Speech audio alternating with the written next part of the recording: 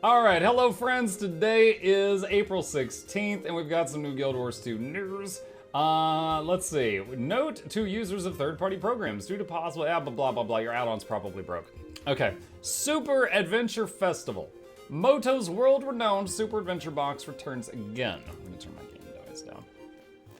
Explore 2 worlds and 1 test zone of excitement, peril, and educational entertainment to earn holographic weapons and a variety of loot.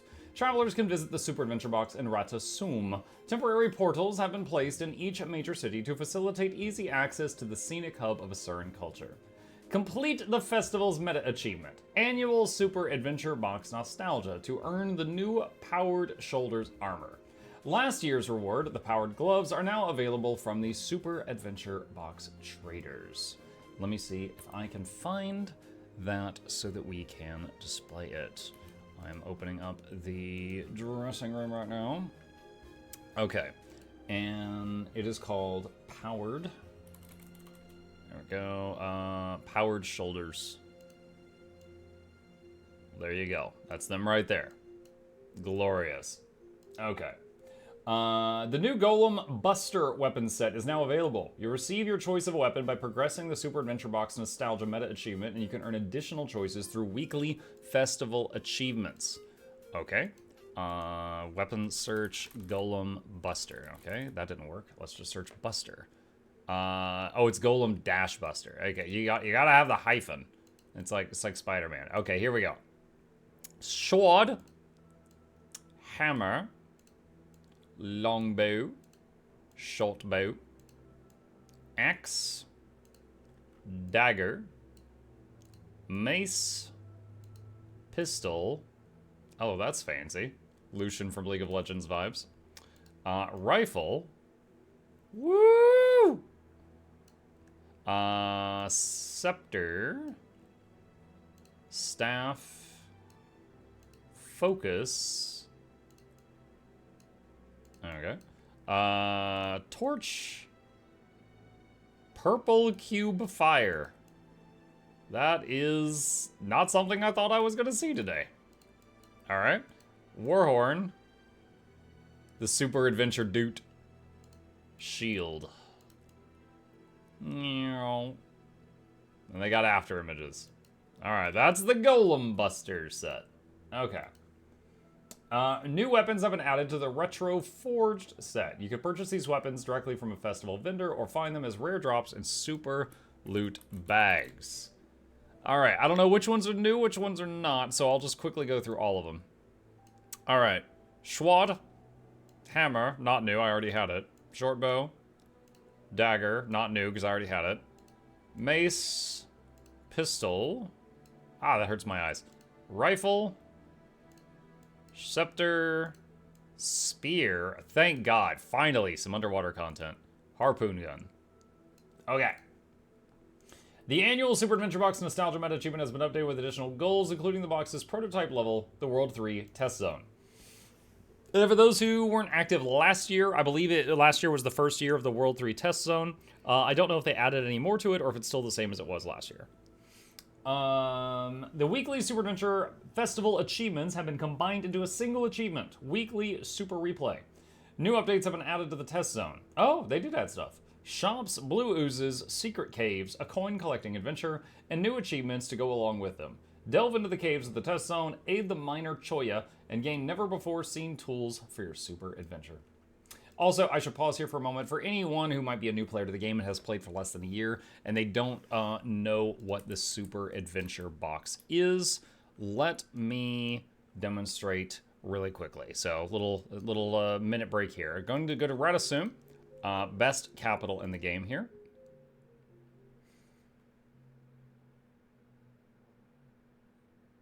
Just have a moment of awkward silence. You can salute your flag of choice while we wait.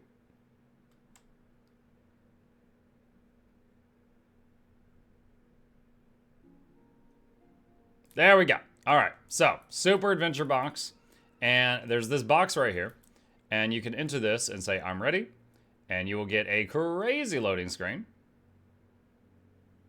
and it will uninstall your whole game and install a different game. I'm not editing this. You all have to just watch this awkwardness. There we go. Okay, this is the Super Adventure Box. And yeah, clearly inspired by old 8-bit games. You can run around and do this stuff. I've got a whole guide on the basics of SAB if you want it. I'll link that in the comment section down below. But basically, these different buildings here are entrances to the different zones. And there's a whole bunch of other activities around in this area as well. Okay, there we go. Boomer streamer. Yep, you either die young or you live long enough to be called a boomer. That's how it works these days. All right, let's see. The Mega Bomb has been updated to use ammo charges rather than consuming babbles. The new Super Adventure Box themed guild decorations have been added to turn your hall into a cavernous level of your dreams. I almost read this as lecherous cavern of your dreams, and then I was like, no. Super Grand Gate. Super Owl Statue, Super Red Crystal, Jackal Rental Post. Special objectives are available in the Wizard's Vault to earn astral acclaim as you enjoy the festival. A number of Super Adventure-related bugs have been fixed to ensure a safe education for all heroes. Festivities begin on April 16th, that's today, and continue until May 7th at noon Pacific time. All right. Cosmetic Inspection. The new Cosmetic Inspection feature has been added. I don't know if it'll work in SAB. We'll find out. All right. Let's see. You. All right. Inspect cosmetics. Actually, I don't want your cosmetics. Let's see. Inspect cosmetics. Adequate. Very rangery. All right. I'm stealing your look. It's mine now.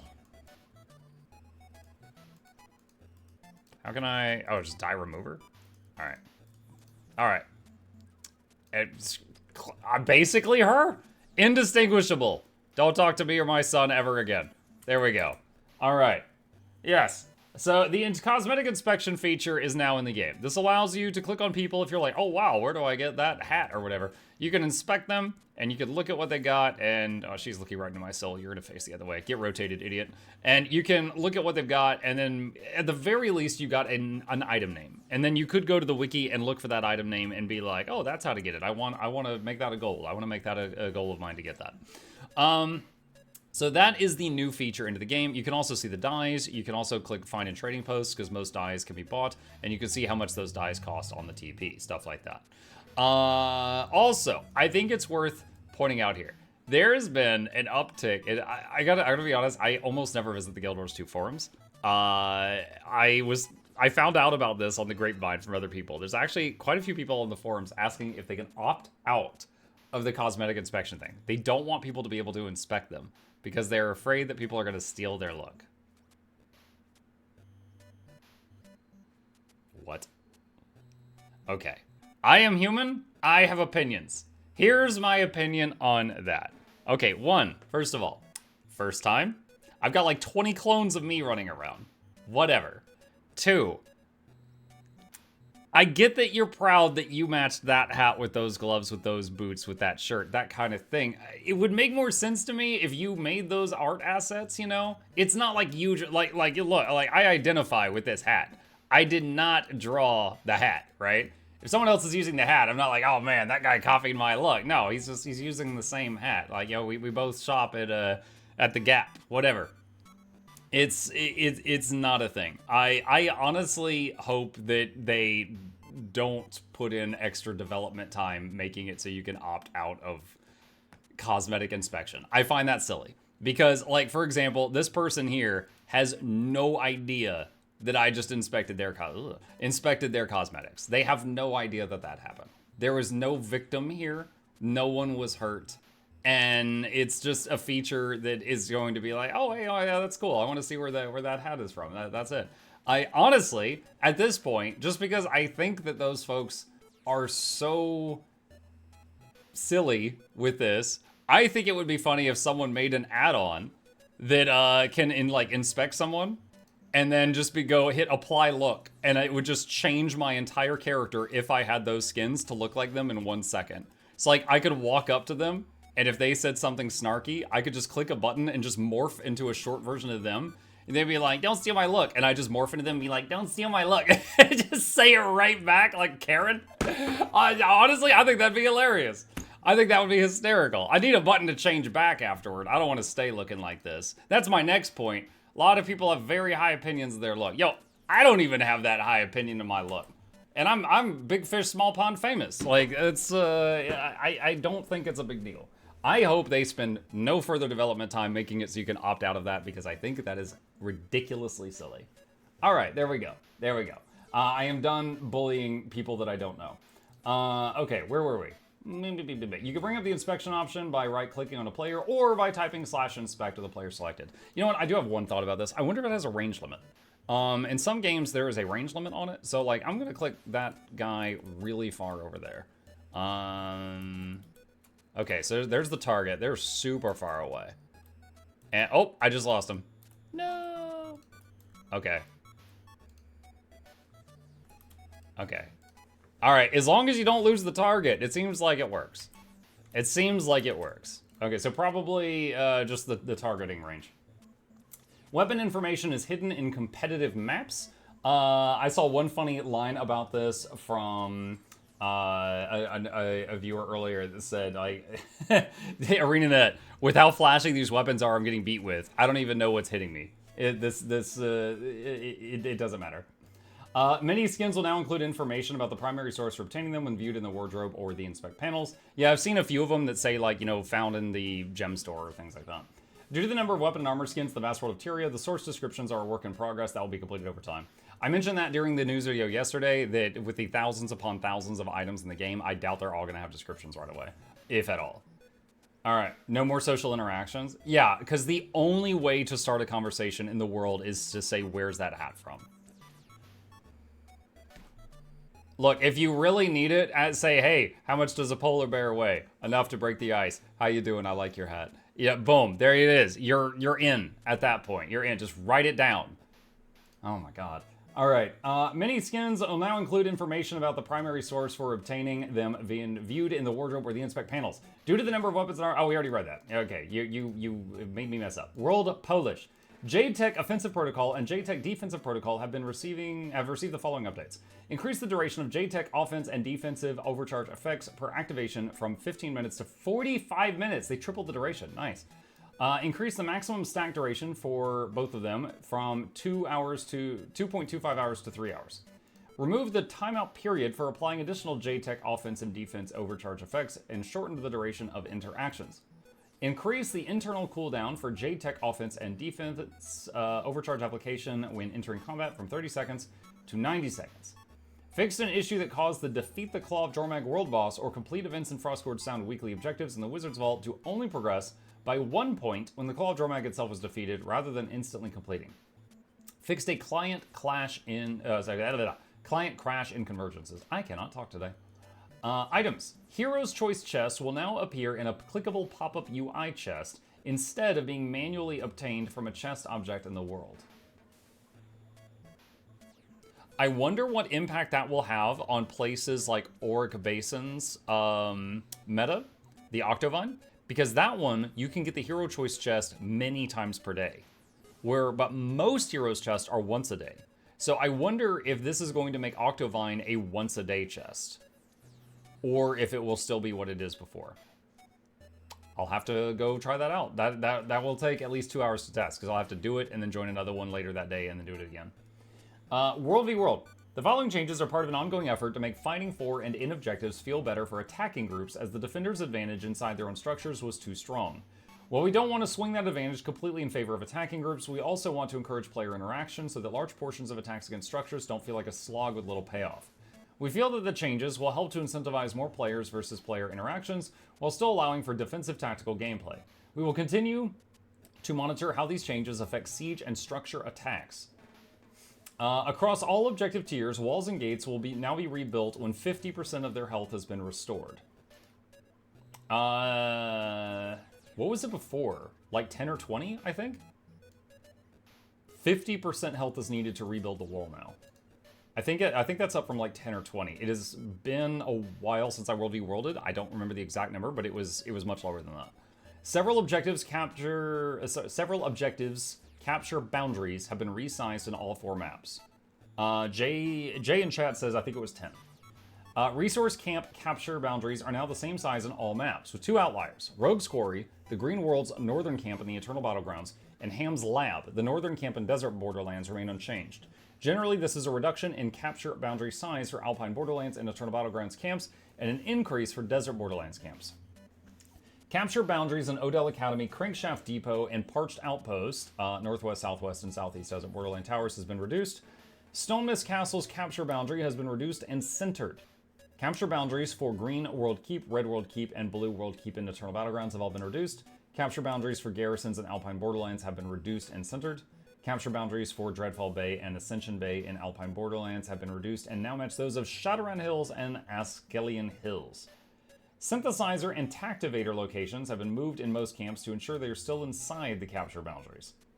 Presence of the Keep and Guild Objective Aura bonuses effects now provide 25 power, precision, toughness, and vitality instead of 100. Interesting. You know, the funny story here, the only reason I know about, or rephrase, the way I learned that those buffs existed was Nudi's videos about Fast Car. Because he would complain that he'd be trying to like fight this guy that would be talking script, and the guy would never come more than like 5 feet away from a keep, so he always had the keep buffs, and that's how I learned the keeps had buffs, was those like love videos that they kept making about each other. The Empower Healing skill that was added to keep lords in Alpine Borderlands and Eternal Battlegrounds will now grant stability to allies it affects. Siege Golems no longer cause capture objectives to be contested in World vs. World. You gotta get out of the robot shot. Flame Ram's Iron Will skill now shares a cooldown between players. The Siege Disabled Effect marker has been removed from siege weapons affected by siege disruptors. That's right. So they recently they changed Siege Disablers into Siege Disruptors, but apparently was still using the old icon. The next few changes continue from a recent update that added a new bag options with Grandmaster Mark shards included in the price. Our goal for this, and for updates from last year, is to give World v. World players more options for spending their World v. World currencies and improve quality of life for currency exchange World v. World. We felt that a surplus of Memories of Battle specifically brought the price down too far, and there was not enough opportunities to spend them. We'll continue keeping an eye on this vendor and other new vendor purchases to determine whether we need to make further updates. Proof of Heroics and Testimonies of Desert Heroics can now be traded to Heroic Notaries in exchange for testimonies of Jade Heroics. All items offered by Heroic Notaries have been updated to require testimonies of Jade Heroics. Memories of Battle are no... You know, I wonder if this would impact the experience I had the other day. All items offered by Heroic Notaries. There was a video I did the other day when I was trying out the different support builds in the game. And one of them I was like, oh, I don't have... I think it was Spectre unlocked. So I had to go into World v. World and spend some currencies in order to unlock it. And it was like a nightmare. Like, I'd made a few mistakes, and then fixing it was, like, impossible, so I had to spend more resources, and it was just, like, the whole, like, bouncing between all the different currencies, if you don't do it regularly, was confusing. So, I hope that this streamlines that process for other people. Memories of Battle are no longer available for purchase from Dugan, and some of the merchants' purchasing options have been updated. An option to exchange boxes of Grandmaster Marks for Grandmaster Mark shards has been added to the Skirmish Supervisor. Okay, I was wondering about this. So if you turn all your shards into marks and then you can't buy the bags, there's a way to undo that now. All right. Profession skills. I was honestly not expecting any class updates today, so I'm surprised to see this. Engineer, Gleam Sabers. This is on the sword. Fixed an issue causing the skill to reduce the recharge time of Radiant Arc by 3 seconds when the Hollowsmith Elite spec was not equipped. So for those that don't know, Engineer Sword on the auto chain, so when you do 1, 1, 1, the third time it does 1, it reduces the cooldown of the other sword skills. And it's supposed to be weakened if you're not playing Hollowsmith, because you know, Weapon Master Training, you can now use it on other engineers. I used it on Mechanist today. I was tinkering around with that. And it was apparently not doing what it was supposed to do. Photonic Blasting Module reduced the damage coefficient from 3.5 to 2.5 in World v. World. Prime Light Beam fixed an issue that caused the skill to strike 10 targets instead of 5. Nerf engineers right now. It's overpowered. Essence of Animated Sand. This is from the short bow that they recently got. Reduced the barrier healing power coefficient from 1 to 0.5 in World v. World. They thought it was healing too much in World v. World. Reduced the initial might from 5 stacks to 2 in World v. World and PvP. Essence of Living Shadows reduced the initial conditions cleanse from 2 to 1 in World v. World. Essence of Liquid Wrath fixed an issue that caused the tooltip to display longer durations than intended in World v. World. I'm sad to see that none of that is related to what I feel is the most important thing about the bow, and that is the arrow. Is it the 3? I don't recall the number. But one of the engineer shortbow skills covers red circles. So if he fires it and there's like red circles under it killing you, you can't see them. Similar situation with the pistol 5 glue gun on engineer and the untamed snot clouds and stuff like that. They cover up red stuff on the ground and you can't see them. So I'm sad to see that that's not one of the things fixed here. Bulwark Gyro, increase the cooldown from 20 to 30 seconds in World v World. That's the one that gives a bunch of barrier. Reduce the base initial barrier from 1600 to 1100, and the pulsing barrier from 800 to 500. Wow. So they 50% more cooldown, and they nerfed it hard. Reduce the initial barrier healing power coefficient from 0.8 to 0.5, and the pulse barrier healing power coefficient from 0.4 to 0.25 in World v World only. Okay. Oh, Bulwark Gyro just got smacked pretty hard. Guardian. Symbol of Protection. Reduce the symbol damage coefficient from 0.4 to 0.25 in World v World only. Mesmer. Fixed an issue that prevented the shimmering visual effect from appearing on the skill bar for characters using the Mirage Elite spec. Chaotic Transference trait no longer shares Chaos Aura with nearby allies. It now grants regeneration to nearby allies when you apply Chaos Aura to yourself. A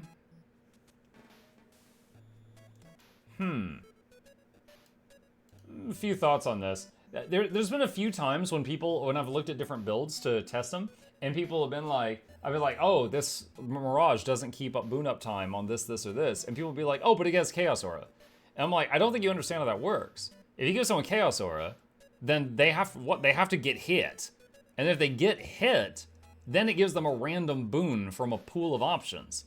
Then it might give them the one you want, let's say regen. So you can't just give them Chaos Aura and assume regen's covered. Like, 1, they have to get hit in the face, and then 2, they have to just roll it on a dice.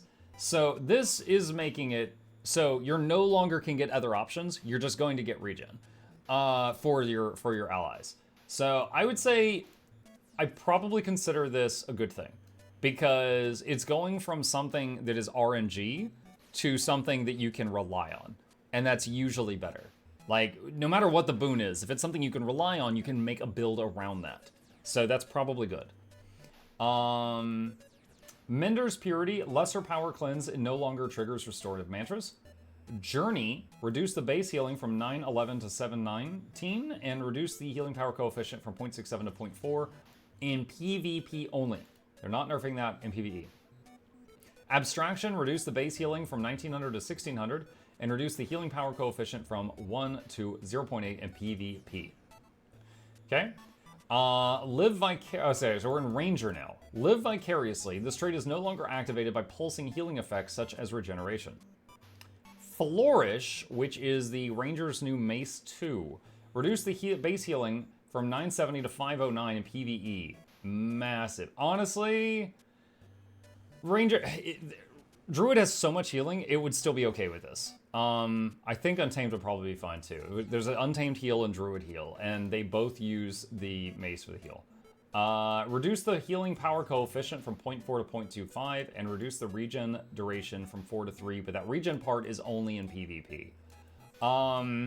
So Flourish is nice. So Flourish is still going to keep up regen and stuff on people, but the healing it does is going down.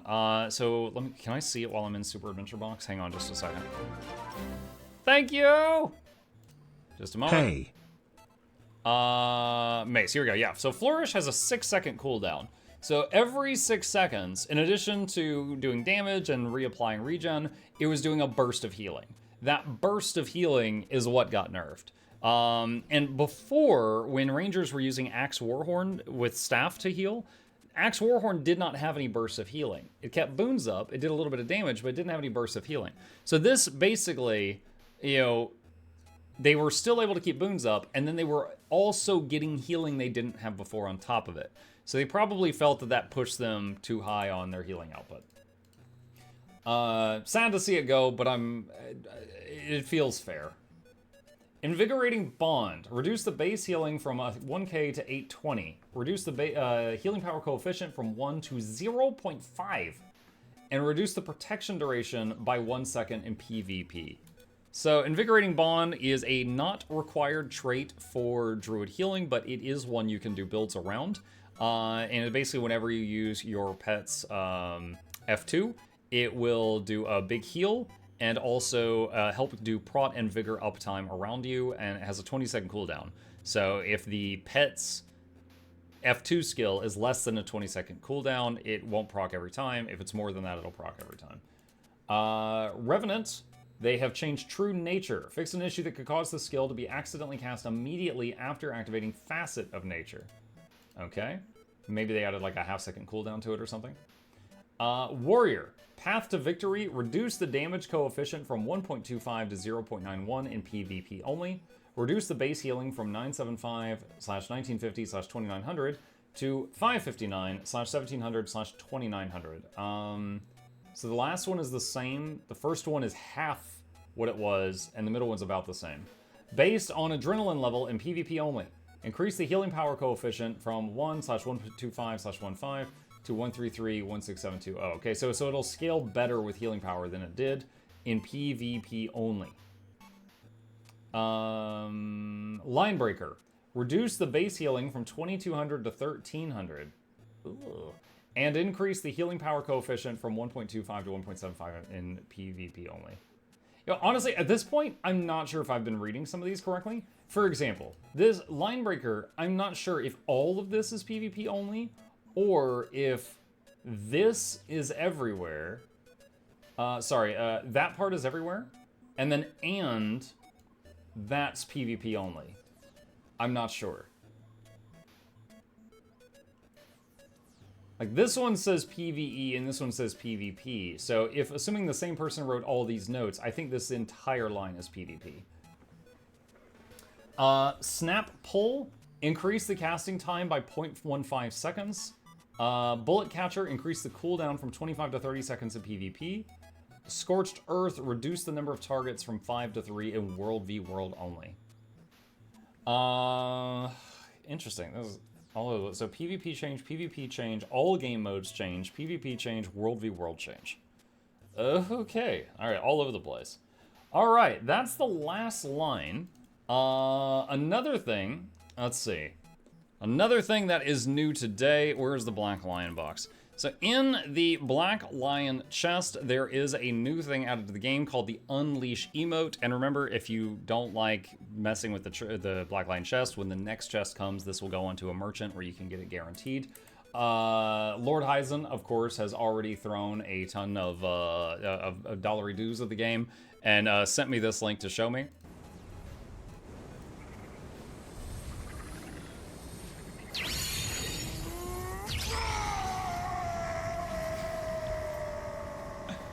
I'm sure that is not at all an edit on his part. I'm sure that this is in the game. And yeah, you can just go AFK and just sit there with your crotch thrust out and just just do that for hours on end, apparently. So if you want that emote, now you know where to get it. Now you know where to get it. Is that everything? Is that everything? I think so. Super Adventure Box is back. I've got a guide on the basics of that if you've never done it before and you're interested in doing that. Cosmetic Inspection was added to the game. There has been some World v World tweaks and some tweaks to Engineer, Guardian, Mesmer, Ranger, Revenant, and Warrior for those interested in that. Any new gem store stuff? Yes. I showed it earlier. However, they did do a 5 free transmutation charge pack on the store today, so grab that if you're interested in that. Additionally, they added Abyss Hunter armor, which just makes me look like a tiny angry dude. But that is there if you want it. All right, that's everything new that I know about today. And if you got any questions, problems, thoughts, concerns, put them in the comment section down below, and I'll fight you there.